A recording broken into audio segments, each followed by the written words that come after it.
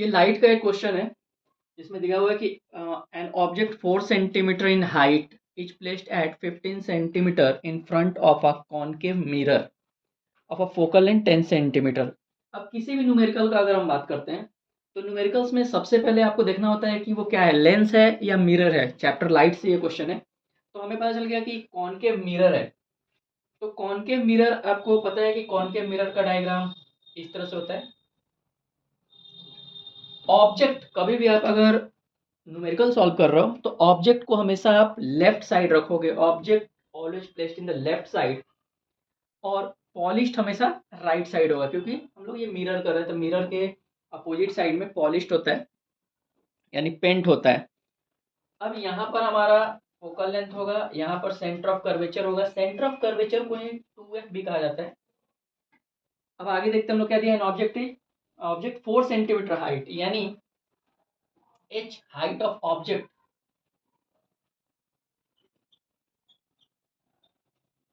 हम लोग h consider करते हैं 4 centimetre, is placed 15 centimetre in front of a concave mirror. आपको ध्यान यह देना है, यहाँ कार्टेशियन हमारा जो सिस्टम होता है, न्यू कार्टेशियन सिस्टम, उस चीज को हम फॉलो करते हैं। अब ध्यान से आप देखना जरा, क्योंकि इसमें भी कभी भी जो न्यूमेरिकल वैल्यू दी रहती है उसमें आपको साइन नहीं देगा कि वो प्लस में है या माइनस में है। आप देख रहे हो सब में ये सिंपल साइन वो प्रोवाइड नहीं करेगा। साइन हम लोगों को प्रोवाइड करना है according to the situation of given condition की क्या है, वो कॉनकेव मिरर है, लेंस है। तो आप ध्यान से देखो कि अगर मिरर है, इस पॉइंट को हम लोग, जो हमारे पास पोल है कार्टेशियन सिस्टम के अकॉर्डिंग, इसे हम सेंटर मानते हैं 0 0। तो जो भी इसके राइट साइड में आएगा वो पॉजिटिव कंसिडर होगा, और जो भी लेफ्ट साइड में आएगा वो निगेटिव कंसिडर होगा। ये हमें खुद लिखना है यहाँ। तो आप देखो लिखा हुआ है 15 centimetre in front of a concave mirror. It means ये 15 सेंटीमीटर इधर कहीं होगा, यानी ऑब्जेक्ट जो हमारा हुआ, ऑब्जेक्ट डिस्टेंस हम बोलते हैं, यू से डिनोट करते हैं, ये हम 15 सेंटीमीटर लिखेंगे। बट इस साइड है इसलिए इसमें हम निगेटिव यानी माइनस साइन हमें यहाँ लगाना होगा, खुद लगाना होगा, अदरवाइज न्यूमेरिकल टोटली गलत हो जाएगा आपका। और फोकल लेंथ 10 सेंटीमीटर। आप ध्यान से देखो कि फोकल लेंथ कितना दिया है। Focal length is denoted by small f, ये दिया है 10 सेंटीमीटर। अब इसका साइन कहाँ होगा, तो फोकल लेंथ इसका कहाँ बन रहा है, राइट में बन रहा है या लेफ्ट में बन रहा है। हमें पता है ये लेफ्ट में बन रहा है, लेफ्ट वाले हर एक चीज में हम माइनस साइन लगाएंगे, यानी ये भी माइनस आ गया। अब निकालना क्या है हमें, अब ये देखना है at what distance from the mirror should a screen be placed to obtain a sharp image। Image निकालना है हमें, यानी v, हमें यहाँ से v फाइंड करना है, और साथ में height of the image, height of the image it means h dash हमें फाइंड करना है।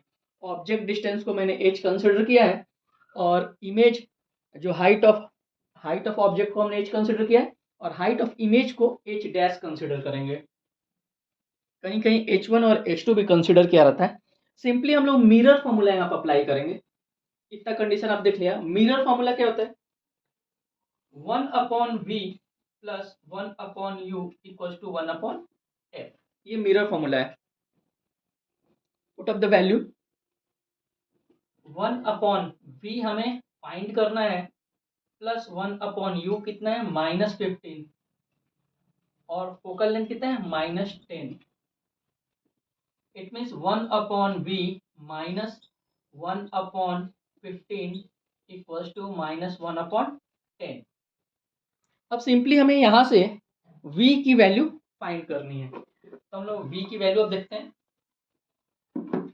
यहाँ से 1/v जो हमें निकालना है, तो ये जो माइनस का साइन है वो पूरा इस साइड जाएगा, प्लस में आ गया। यहाँ से आप एलसीएम ले लो। जब एलसीएम आप लोगे तो यहाँ 2 आ जाएगा, और यहाँ 3। It means 1/v equals to -1/30। ये 1/v निकला है, इसे क्रॉस मल्टीप्लाई या रेसिप्रोकेट करते हैं, आप क्रॉस मल्टीप्लाई भी कंसिडर कर सकते हो। तो ये v इक्वल्स टू -30 सेंटीमीटर।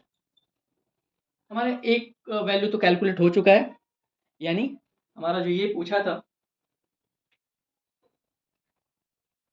कि what is the distance of the mirror should be placed, यानी ये जो v है ये हमारा यहाँ पर कैलकुलेट हो चुका है। अब हमें मैग्निफिकेशन के फॉर्मूले से h डैश निकालना है, यानी हाइट ऑफ इमेज निकालना है। मैग्निफिकेशन का फॉर्मूला क्या होता है? मैग्निफिकेशन का फॉर्मूला होता है h dash upon h equals to minus v upon u। आप फॉर्मूले ये बिल्कुल याद रखो, यही हमारा अप्लाई होगा, ये मिरर फॉर्मूला है। अब हमारे पास जो गिवन डेटा है उसके अकॉर्डिंग मैग्निफिकेशन तो हमारे पास है नहीं, हमारे पास v है, u है, h है, इससे हम लोग h डैश निकाल लेंगे। तो हम लोग क्या करेंगे, ये वाला फॉर्मूला यहाँ से अप्लाई करेंगे, h dash upon h equals to minus v upon u। h dash हमें निकालना है, h हमारे पास कितना आया था, दिया हुआ है 4 centimetre height of object, minus यहाँ पर फॉर्मूले का लगा है, और जो हमारी v की वैल्यू थी ऑलरेडी माइनस में आई थी, तो यहाँ 2 बार हमें माइनस लिखना पड़ेगा, ये आप ध्यान देना थोड़ा।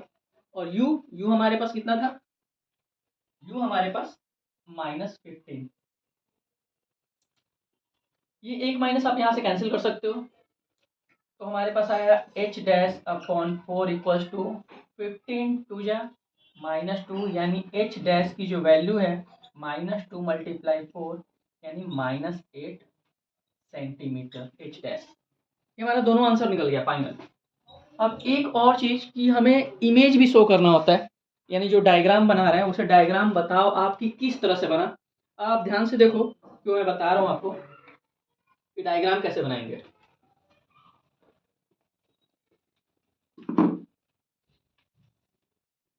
हमने कॉनकेव मिरर लिया था, जिसमें यहाँ पर फोकल लेंथ होता है, यहाँ से यहाँ तक की दूरी जो फोकल लेंथ, और यहाँ पर हमारा सेंटर ऑफ कर्वेचर। आप ध्यान से देखो, फोकल लेंथ हमारे पास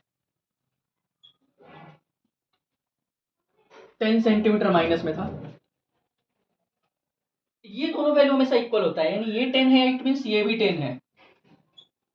और हमारे पास जो ऑब्जेक्ट गिवन था कि ऑब्जेक्ट कहाँ प्लेस है, 15 पर, -15, इट मीन्स ऑब्जेक्ट डिस्टेंस ये था इसके बीच में सी और एफ।